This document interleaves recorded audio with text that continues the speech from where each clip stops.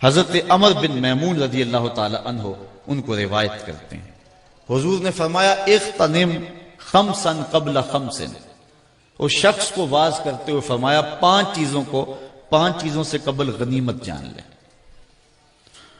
وہ 5 چیزیں کون سی ہیں جن کو 5 چیزوں سے قبل غنیمت جاننا ہے؟ اب سنیے حضور کیا فرما رہے ہیں، شبابہ کا قبل حرام کا، اپنی جوانی کو بڑھاپے سے قبل غنیمت سمجھ لے۔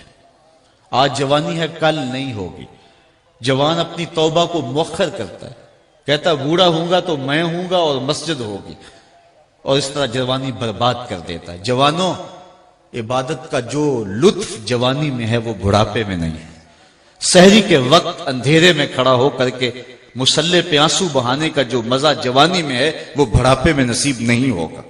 بڑھاپے کا ایک اپنا لطف ہے، لیکن جس طرح ہر کام کا ایک مزہ جوانی میں ہے، ہر کام کا بھانکپن جوانی میں ہے، اللہ کو منانے کا اور اس سے لو لگانے کا دور بھی جوانی ہی ہے۔ اور حضور نے فرمایا وَشَابٌ نَشَأَ فِي عِبَادَةِ اللَّهِ، وہ جوان جس کی جوانی اللہ کی عبادت میں گزری، کل قیامت کے دن جب کوئی سایہ نہیں ہوگا، اللہ اس جوان کو اپنے عرش کا ٹھنڈا سایہ نصیب فرما دے گا۔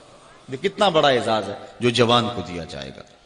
تو فرمایا شبابہ کا قبل حرام کا، اپنی جوانی کو بڑھاپے سے قبل غنیمت سمجھ لے۔ آج کوا ٹھیک ہے، آج ساری رات بھی قیام کرنا چاہے تو تھکن تیرے قریب نہیں آئے گی، لیکن بڑھاپے کے اندر تو چند قدم چل کے ہانپنے لگے گا، پھر کس طرح تو ساری رات قیام کر سکے گا؟ اس لیے جوانی کے ان حسین لمحوں کو غنیمت جان۔ جوانی مستی کا نام نہیں ہے، چوکوں اور موڑوں پہ کھڑا ہونے کا نام نہیں ہے، دہلیز محمد کی غلامی کا نام ہے، حضور کی چوکھٹ کی نوکری کا نام جوانی ہے۔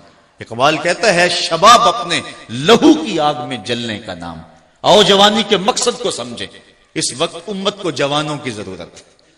آج پوری امت جس حالت میں ہے، اس وقت امت کو جوان فکر لوگوں کی ضرورت ہے اور جوان خون کی ضرورت ہے جو اسلام کے کام آئے۔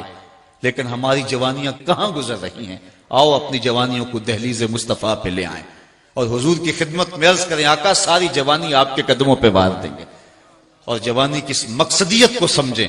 تو فرمایا شبابہ کا قبل حرم کا، اپنی جوانی کو بڑھاپے سے قبل غنیمت جان۔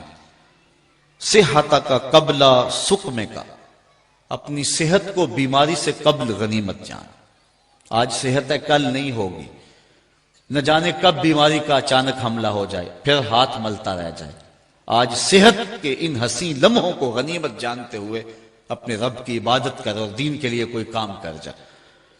وغنا کا قبل فقر کا، اور تیسری بات فرمائی غنا کے دور کو، خوشحالی مالداری کے دور کو، غربت اور فقر و فاقہ کے دور آنے سے قبل غنیمت جان لے۔ آج تیرے پاس دولت ہے، دولت نے کبھی کسی کے ساتھ وفا نہیں کی، ہو سکتا ہے کل تو کنگال ہو جائے۔ جو کروڑوں میں کھیلتے تھے وہ کوڑیوں کو ترسے۔ اس لیے آج تیرے پاس دولت ہے، آج اس سے فائدہ جو حاصل کر سکتا ہے کر لے، اللہ کی راہ میں جتنا لٹا سکتا ہے اس کو لٹا دے۔ وغنا کا قبل فقر کا، جب فقر آئے گا پھر ملے گا، میرے پاس ہوتے تو میں یوں کرتا، جب تھے اس وقت کیوں نہیں کیا۔ چوتھی چیز فرمایا وفراغ کا قبل شغل کا، فراغت کے دور کو مصروفیت کے دور سے قبل غنیمت جان۔ آج فراغت کے لمحے ہیں، آج تیرے پاس وقت ہے، کل تو وقت کے لیے ترسے گا، مصروفیات بہت ساری ہوں گی، پھر کہے گا وقت ہوتا تو میں یہ کام بھی کر لیتا۔ آج وہ کام جو تو بڑھاپے میں جن کے لیے ترسے گا، آج اپنی فراغت کو مصرف میں لے آ اور اپنے وقت کی قدر اور اپنے وقت کی قیمت جان۔ حضرت امام ابو بکر بن داسا علیہ رحمہ فرماتے ہیں کہ میں نے حضرت امام ابو داؤد سے سنا، وہ کہتے ہیں کہ میں نے حضرت نبی رحمت صلی اللہ علیہ وسلم کی 5 لاکھ حدیثیں جمع کی، پھر میں نے ان کا خلاصہ تیار کیا تو میرے پاس بچی صرف 4000 حدیثیں، ان کا بھی خلاصہ تیار کیا تو میرے پاس رہ گی صرف 800 حدیثیں، پھر میں نے ان کو بھی جب ملخص کیا، ان کا بھی خلاصہ تیار کیا تو میرے پاس صرف 4 حدیثیں رہ گئیں، اور کہا یہ مدار دین ہے، یہ اساس اسلام ہے، یہ اسلام کی جڑ اور اسلام کی بنیاد ہے۔ ان میں سے ایک حدیث انما الاعمال بالنیات، دوسری حدیث ان الحلال بین و ان الحرام بین، حرام بھی واضح حلال بھی واضح۔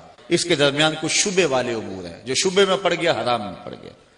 اور تیسری حدیث، من حسن اسلام المرء ترک ما لا یعنی ہے، آدمی کے اسلام کا حسن یہ ہے کہ وہ ہر بے مقصد کام کو چھوڑ دے، ایک ایک لمحے کی قدر کرے، ایک ایک ساتھ کی قدر کرے۔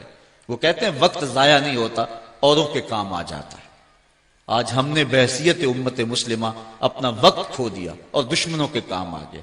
آج ہم کار مذلت میں ہیں۔ ہم نے فراغت کے ان لمحوں کو جو اب بھی میسر ہیں غنیمت جاننا ہے۔ اسلام ہمیں ایک ایک لمحے کی قدر کا درس دیتا ہے۔ اپنی زندگی کو مرتب کرو، اپنے شب و روز کو ایک ترتیب کے ساتھ گزارنے کا مزاج بناؤ۔ سارا سارا دن پھٹے پہ بیٹھ لینا اور ساری ساری رات چائے کے کھوکھے پہ گزار دینا اور حمام میں 3-3 گھنٹے جا کے گزار دینا۔ جس امت کو پوری دنیا میں جکڑا گیا ہو، جس امت کی بیٹی عافیہ صدیقی رو رہی ہو، بھلا اس امت کے جوانوں کو یوں آوارگی زیبا ہے؟ بھلا انہیں تو ایک ایک لمحہ لگا دینا چاہیے تعلیم و تعلم کی گزرگاہوں میں، اور اسلام کی سربلندی کے لیے ان کو ایک ایک لمحے کی قدر کرنی چاہیے۔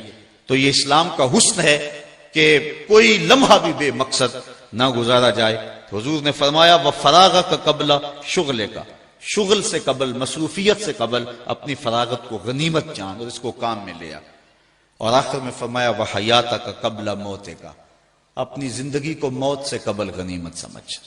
جب موت آئی تو پھر ہاتھ ملتا رہ جائے گا۔ میرے حضور قبلہ عالم فرماتے ہیں سے ثابت اجے حواس تیرے، کر لے نیکیاں رج کے تو، اڑیا رب رسول کیوں بھل بیٹھوں، آ رب رسول ول پج کے تو، آئی موت ایتھے رہسن کم تیرے، اگے واسطے چل ہن سج کے تو، کی آکسن لوگ یعقوب تینوں، جدوں ٹر پیوں سر منہ کج کے تو۔ جب کفن لپیٹ کے بکل مار کے چلا گیا پھر پچھتاوا ہوگا، کاش کوئی چیخ چیخ کے مجھے کہتا تھا، میں اس کی بات پہ لبئی کہا ہوتا اور اس کی باتوں کو سنا ہوتا اور من میں اتارا ہوتا۔ میں نے کانوں کی لذت لی اور چلا آیا اور میں نے ان باتوں کو من میں نہیں اتارا۔ کاش بندہ کہے گا مجھے ایک لمحہ دے دیا جائے، دوبارہ زندگی پہ پلٹا دیا جائے، میں تو پیشانی سجدے سے نہیں اٹھاؤں گا، لیکن پھر پچھتانے سے کچھ نہیں ہوگا۔ وقت پر کافی ہے ایک قطرہ بھی آب خوش ہنگام کا، جل گیا جب کھیت برسا می تو پھر کس کام کا۔ اس دن پچھتانے کا کوئی فائدہ نہیں۔ وحیات کا قبل موت کا، تمہارے نبی تمہیں بیان کر رہے ہیں، تمہیں بتا رہے ہیں، تمہیں وقت کی قدر سکھا رہے ہیں۔ زندگی کو غنیمت سمجھ لو، صحت کو غنیمت سمجھ لو، فراغت کو غنیمت سمجھ لو، مالداری کو غنیمت سمجھ لو اور جوانی کو غنیمت سمجھ لو۔ یہ سب کچھ نہیں رہے گا، یہ ڈھلتے سائے ہیں، ختم ہو جائیں گے۔ اللہ اکبر۔ آئیے حضور کا ایک اور فرمان دیکھتے ہیں جس کو روایت کرتے ہیں حضرت ابو کبشہ انماری رضی اللہ تعالیٰ عنہ، انہو سامع رسول اللہ صلی اللہ علیہ وسلم، کہتے ہیں یہ بات میں نے حضور سے سنی ہے۔ کتنے خوش نصیب تھے جو حضور سے سنتے تھے، کتنے خوش نصیب تھے جو حضور سے گفتگو سنا کرتے تھے، حضور کا دیدار بھی کیا کرتے تھے۔ حضرت ابو ذر غفاری رضی اللہ تعالیٰ عنہ فرماتے ہیں سمیت و بے اوزو نہیں، لوگوں میں نے حضور کی یہ باتیں اپنے ان کانوں سے سنی ہیں۔ کتنا ناز ہے انہیں۔ استاد ذوق نے اپنے شاگردوں کو کہا تھا آنے والی صدیاں تم پہ ناز کریں گی اے لوگو، تم نے ذوق کو دیکھا، تم نے ذوق سے باتیں کی ہیں۔ وہ کہتا زمانہ کہے گا یہ لوگ ذوق سے ملتے رہیں، استاد ذوق سے باتیں کرتے رہیں۔ یار جو استاد ذوق سے ملا ہے، آج کوئی لوگ ہیں اخبار میں چھپتا جی میں قائد اعظم کو ملا ہوا، جو قائد اعظم کو ملا وہ تو ناز کرتا ہے، جس نے اقبال سے ملاقات کی ہے وہ ناز کرتا ہے، جو استاد ذوق سے ملا ہوا ہے وہ ناز کرتا ہے۔ پھر وہ کتنا ناز کرتے ہوں گے جنہوں نے اپنی آنکھوں سے جمال محمد عربی کو دیکھا تھا۔ اس لیے وہ کہتے تھے لوگوں ہم نے ان کانوں سے حضور کی باتیں سنی۔ اور حضرت ابو طفیل اونچے ٹیلے پہ چڑھتے ہیں، 110 ہجری میں فوت ہونے والے سب سے آخری صحابی، ایک ٹیلے پہ چڑھ کے لوگوں کہنے لگے لوگوں میری جانب آؤ، میرے علاوہ کوئی نہیں ہے جس نے حضور کو دیکھا، صرف یہی آنکھیں رہ گئی ہیں جس نے جمال رسول دیکھا ہوا ہے، آؤ مجھ سے حضور کی باتیں پوچھے۔ لوگوں نے کہا صف لنا رسول اللہ صلی اللہ علیہ وسلم، اچھا پھر حضور کا حلیہ بیان کر دیجئے، اگر تم نے دیکھا ہے تو بتاؤ حضور کیسے تھے۔ تو پھر حضرت ابو طفیل حضور کا حلیہ بیان کرتے، 3 لفظوں میں حلیہ بیان کرتے ہیں۔ اگر حضور کے حلیہ بیان کرنے والوں میں نام لکھوانا ہے نا تو یہ 3 لفظ یاد کر لو، سوکھے لفظ ہیں 3۔ حضور کے وصافوں میں نام آ جائے گا، حلیہ نگاروں میں نام آ جائے گا، حضرت ابو طفیل کہتے ہیں کان رسول اللہ صلی اللہ علیہ وسلم ابیض ملیحا مقصدا، 3 لفظوں میں اولیاء بیان کیا، ابیض ملیحا مقصدا، ایک تو چٹے رنگ کے تھے، دوسرا حسن نمکین تھا، تیسرا ہر معاملے میں توازن تھا۔ یہ یاد رکھ سکتے ہیں نا؟ اچھا اگر اوکھا ہے تو پنجابی میں بتا دوں، پنجابی میں پیر میر علی شاہ نے بتایا، مکھ چند بدر شاہ شانی، متھے چمک دی لاٹ نورانی ہے، کالی زلف تے اکھ مستانی ہے، مخمور رکھی ہیں نہ مدوری۔ عربی میں یاد رکھ سکتے ہو تو عربی میں یاد رکھ لو، نہیں تو پنجابی میں یاد رکھ لو۔ حضور کا حلیہ بیان کیا کرو، حضور کے حسن کی بات کیا کرو۔ تو حضرت ابو طفیل کہتے ہیں آؤ میں حضور کی باتیں سناؤں۔ تو حضرت ابو کبشہ الانماری رضی اللہ تعالیٰ عنہ فرماتے ہیں سامع رسول اللہ صلی اللہ علیہ وسلم، حضور سے سنا ہے میں نے، اللہ اکبر، انہوں نے حضور سے یہ بات سنی ہے۔ کیا؟ حضور نے ارشاد فرمایا سلاسن اقسم علیہن واحدثکم حدیثا فاحفظوہ، کہا لوگوں 3 باتیں تو ایسی ہیں جن پر میں قسم اٹھاتا ہوں، اور ایک بات میں ویسے ہی بیان کرتا ہوں بطور خبر، اس کو بھی سن لو اور یاد کر لو۔ تمہارا رسول کہہ رہا ہے کہ 3 باتوں پر میں قسم کھاتا ہوں اللہ کی کہ وہ ایسے ہی ہے۔ فرمایا چوتھی بات کی بھی خبر دیتا ہوں، اس کو بھی یاد کر لو۔ اب جن چیزوں پہ حضور نے قسم کھائی وہ 3 چیزیں کون سی ہیں سنیے۔ آقا کریم نے فرمایا فَأَمَّا الَّذِي أُقْسِمُ عَلَيْهِنَّ، بہرحال وہ چیزیں جن پر میں قسم کھاتا ہوں ان میں سے ایک یہ ہے فَإِنَّهُ مَا نَقَصَ مَالُ عَبْدٍ مِّن صَدَقَةٍ، کہا اس پہ اللہ کا محبوب قسم کھا رہا ہے، آمنہ کا لال قسم کھا رہا ہے، کہا اس پہ میں قسم کھاتا ہوں۔ کیا؟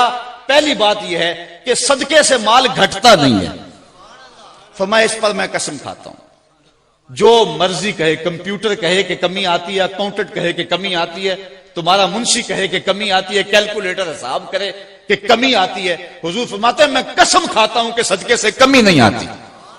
اس بات پر تو میں قسم کھاتا ہوں۔ ایک بات یہ ہے جتنا مرضی خرچ کرو راہ خدا میں، حضور فرمایا میں قسم کھاتا ہوں کہ کمی نہیں ہو۔